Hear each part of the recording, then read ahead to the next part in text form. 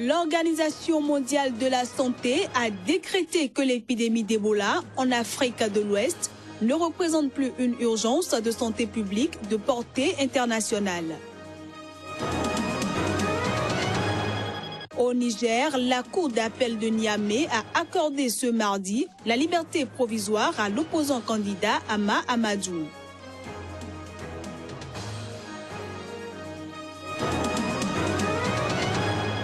Et puis le Bénin a célébré, à l'instar de la communauté internationale, la journée internationale du théâtre.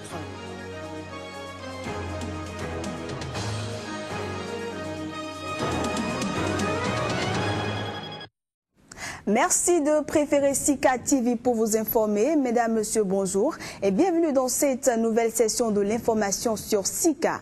Au Bénin, le bâtonnier Jacques Migan, en sa qualité de représentant de Sébastien Adjavon, candidat à la présidentielle du 6 mars, a tenu en fin de journée d'hier une conférence publique avec les délégués de chacun des arrondissements du littoral. Objectif, faire le bilan du scrutin et étudier les perspectives pour les années à venir. La substance de l'intervention du conférencier sur des propos recueillis par Joël Yetondi est juste Doris.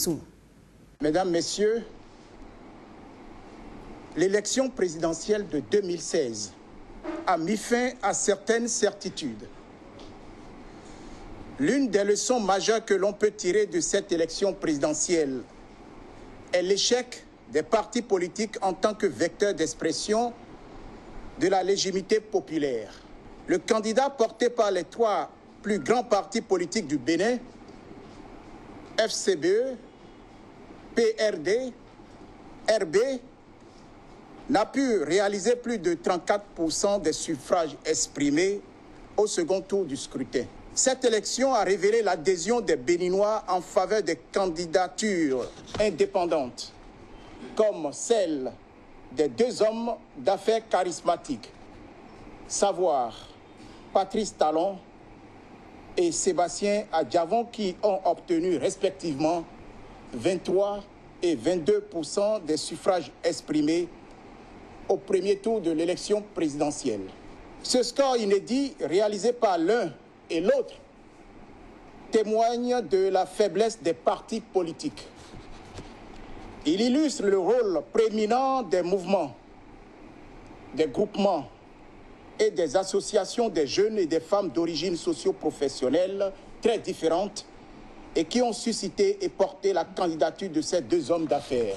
C'est pourquoi il serait opportun d'envisager une plateforme fédératrice des projets de société des candidats de la rupture, notamment de messieurs Patrice Talon et de Sébastien Adjavon. La déclinaison de cette plateforme permettrait de régler beaucoup de problèmes auxquels la jeunesse se trouve confrontée. Au Tchad, l'appel à la grève générale pour obtenir la libération de 4 responsables de la société civile, dont le secrétaire général de l'Union des syndicats du Tchad, a été largement suivi dans l'administration ce mardi à N'Djamena. En effet, les couloirs et bureaux du ministère de la fonction publique à N'Djamena étaient vides ce mardi et aucune audience ne s'est tenue au palais de justice. Les détenus sont accusés de provocation à un attroupement non autorisé, tentative d'atteinte à l'ordre public et opposition à l'exercice d'une autorité légitime après avoir appelé à manifester contre la candidature du président Idriss Déby Itno au pouvoir depuis 26 ans à un 5e mandat au cours duquel il affrontera 13 autres candidats au premier tour de la présidentielle du 10 avril. Tous 4 doivent comparaître jeudi devant un juge. D'une ville morte à une autre, et nous sommes cette fois-ci au Congo où l'opposition a appelé à une journée ville morte. Cette opération, qui vise à contester la libération du président Denis Sassou Nguesso, a été diversement suivie ce mardi à Brazzaville et à Pointe-Noire. À la mi-journée, on avait droit au spectacle d'une Brazzaville à 2 vitesses. Le mot d'ordre était largement suivi dans les quartiers sud et ignoré dans les quartiers nord. Policiers et militaires étaient déployés en nombre alors qu'une population désœuvrée, essentiellement des jeunes hommes, traînait dans les rues. Dans le centre de la capitale, entre autres, la situation était celle d'un jour de semaine normal et la présence des forces de l'ordre peu visible. La situation était légèrement différente à Talangaï, où certains commerces restaient fermés. À Ngoyo, dans l'est de la ville portuaire, les boutiques étaient restées majoritairement fermées. Dans d'autres quartiers, il y avait presque autant d'échoppes fermées qu'ouvertes. Aujourd'hui, tout est mort. Même le marché ne fonctionne même pas. Et la circulation, pareil. Donc là, je reviens même de la maison pour voir tout. Je ne suis même pas parti au boulot à cause de ça. Si vous voyez aujourd'hui la ville est morte, c'est parce que ça ne marche pas. Depuis qu'on a voté le dimanche passé jusqu'à aujourd'hui, en tout cas, rien ne marche.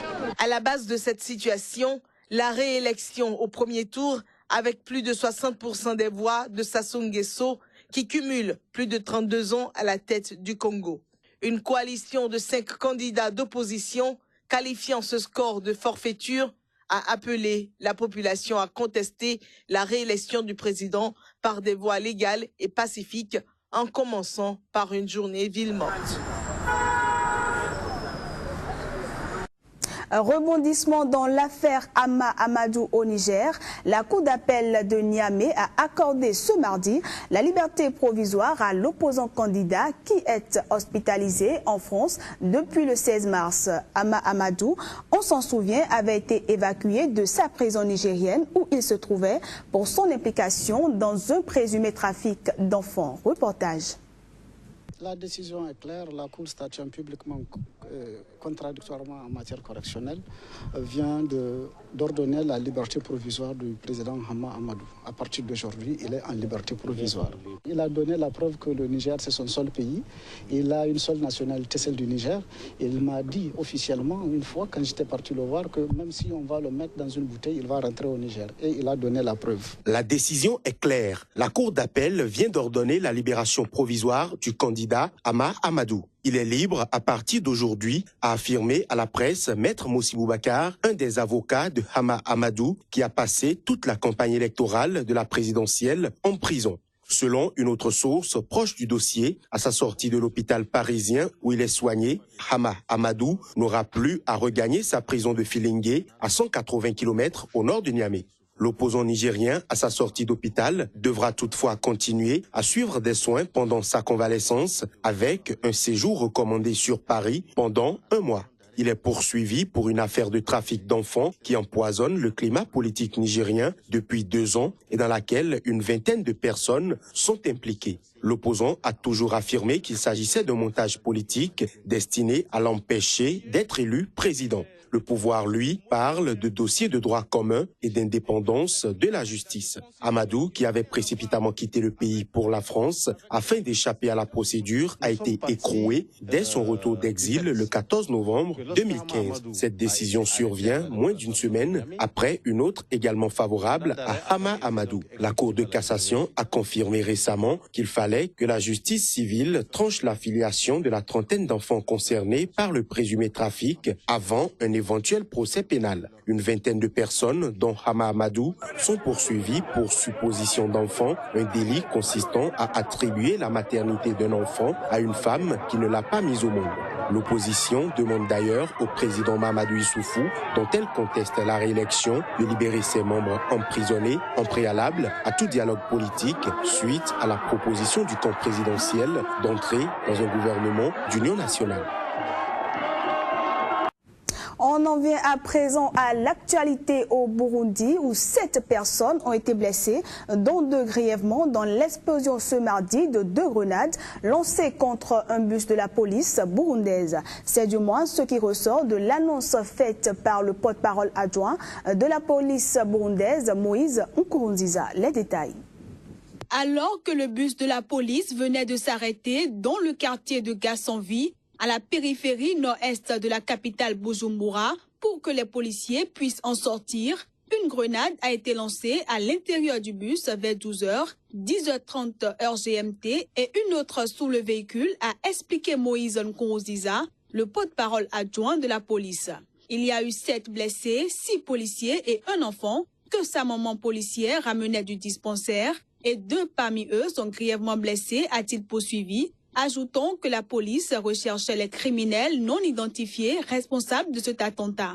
Il faut dire que la police burundaise, en première ligne dans la sanglante répression, en cours depuis le début de la crise, a été jusqu'ici la principale cible des attaques de nouvelles rébellions naissantes au Burundi. Au moins 3 personnes avaient été blessées jeudi dernier dans l'explosion de 2 grenades. 2 jours plus tôt, 2 hauts gradés de l'armée avaient été assassinés, faisant craindre une recrudescence des violences après une courte période de relative accalmie. Les attaques à la grenade, jamais revendiquées, qui frappaient Bujumbura quasi quotidiennement en février, s'étaient raréfiées depuis le début du mois de mars.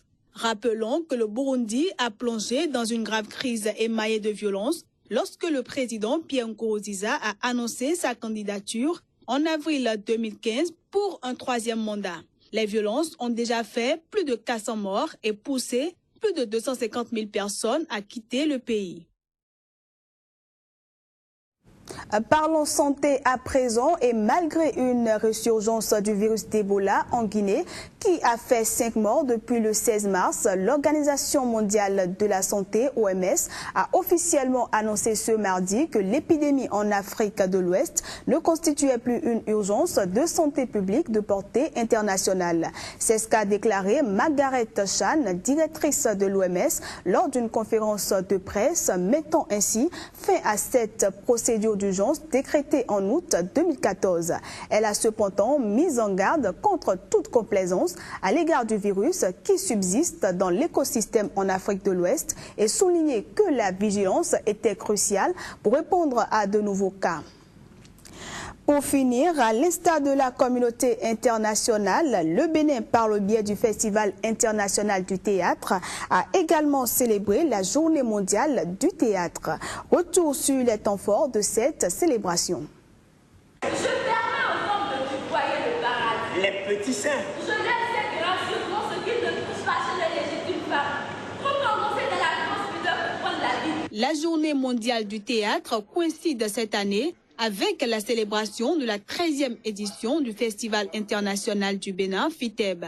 Pour célébrer cette journée, une communication a permis aux artistes présents à cette cérémonie d'échanger autour des réalités qui minent leur secteur et de partager avec leur public une certaine vision de leur art et la façon dont cet art peut contribuer à la compréhension et à la paix entre les peuples.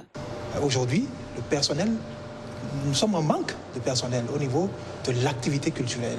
Ce sont les mêmes qui étaient là, qui avaient pris les scènes depuis les années 90-2000, qui continuent vaille que vaille aujourd'hui. Beaucoup ont dû démissionner d'ailleurs, pour une raison ou une autre. Donc voilà en gros l'état des lieux aujourd'hui sur le plan du théâtre.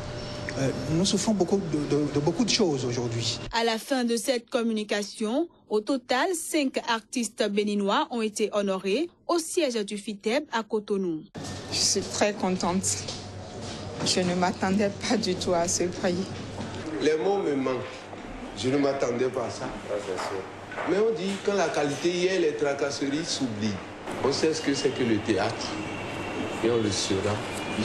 Rappelons que le Festival international du théâtre du Bénin FITEB, démarré depuis le 23 mars dernier, se poursuit et prendra fin le 31 mars 2016. Et voilà, mesdames, messieurs, ainsi prend fin cette édition. Merci à tous de l'avoir suivi.